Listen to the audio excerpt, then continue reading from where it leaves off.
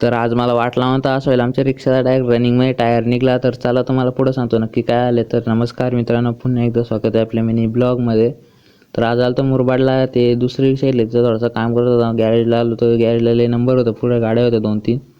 तर आमचा नंबर यायला पार 2-2:30 वाजलं तेवढं घेतले. आमची रिक्षावाल्याला घेतलेली. तर मी बसलो दुसऱ्या गाडीत. तर दुसऱ्या गाडीत बसलो, तुम्हाला दाखवतो रिक्षावाल्याला घेतली. फार वाकडी गेली तर रिक्षा टायरला बोललो पलटी बिलटी आली ताकी मोड तर होईल. तेवढं दोन्ही टायर बिर खोललं, सर्व्हिसिंग करायला घेतलेली. मग सगळं गाडीचं काम बिम झाला. मग तुम्हाला दाखवतो पुढं.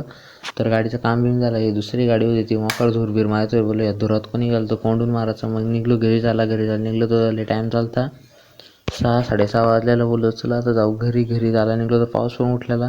तुम्हाला दाखवतो कसं वातावरण झालं. तर वातावरण एकदम मस्त झालं तर पाऊस बी सुटलेला, चिमचिम पाऊस पडत बोललो. पडदे नाही लावला गाडीला ना, तर पाऊस पडला तर अख्खा भिजू. तर मग निघलो आम्ही, जातो घरी. त्यावर तुम्ही लाईक फॉलो सबस्क्राईब करून घ्या. आपण भेटू पुढच्या ब्लॉगमध्ये.